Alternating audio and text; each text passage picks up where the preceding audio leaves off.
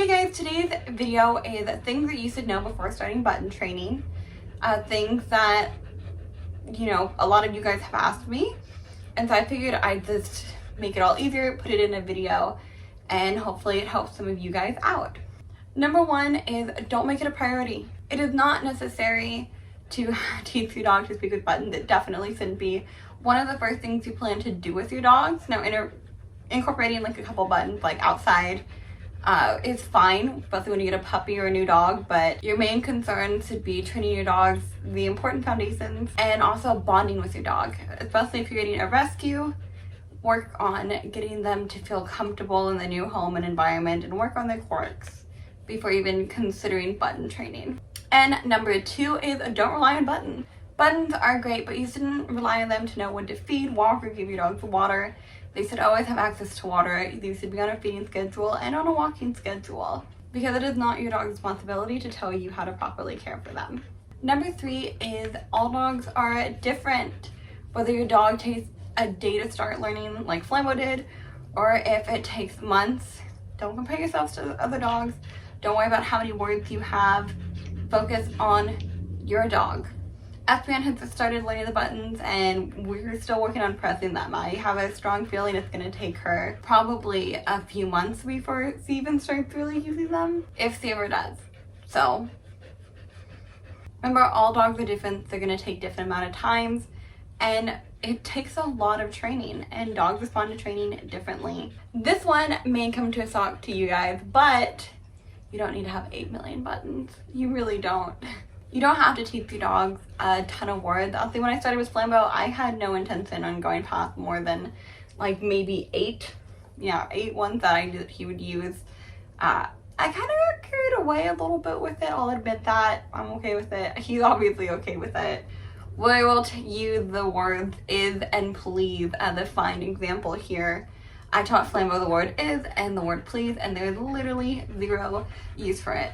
They don't benefit anyone in any way, shape, or form. They were completely unnecessary, and while they may be cool, you don't have to put yourself through that stress of doing it because it was the worst word in the world to teach him for no reason. This one is very important. You don't need a food button.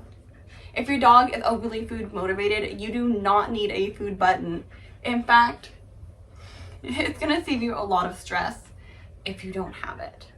The reason Flambo has a food button is because he's not extremely food motivated. It's one of his least used words. He's much more, as you guys probably know, toy motivated. But even then, with teaching it with him, even though he's not super food motivated, there was a lot of manners training going into it. If you watch our food and water video, you will see some of the process on teaching your dogs not to spam buttons and not to demand. And going along with that is your dog is going to throw tantrums because you have to think of it this way. You're training your dog to train you. And of course, they're going to try and take full advantage of the situation. So while training this, there still has to be that respect. As I mentioned in a lot of videos, when we're training new words that are high value to them, we incorporate the all done button so he knows that's done for now. So he can't just be like treat, treat, treat, treat, treat, treat over and over again or blah, blah, blah, blah, blah, blah, blah, blah, blah. It's all done. We're all done with that. We'll do that later, not right now. But there are going to be tantrums, especially when you're first starting out. So you can watch some of our videos to learn how to deal with tantrums. Which goes into the next one perfectly. I feel like I planned this out really well. How you train your dog matters. With Flambo from the get-go, I set up boundaries and we taught him the all done button. I also taught Flambo to look at the buttons when he's pressing them, so that way he wasn't just pressing random things. And I taught him to press the button and release, so that way he didn't just hold it on, so it didn't just replay the button over and over again. How you train them matters, having manners matters, and training that. Remember, this is 100% training, and if you don't know how to train your dog, there are forums for it. TheyCanTalk.org has, support for you. You can see how different people train buttons, and of course on our videos on YouTube we go over that as well. This one is very important and also something that I didn't think would ever be a issue, I guess. Yeah, I know.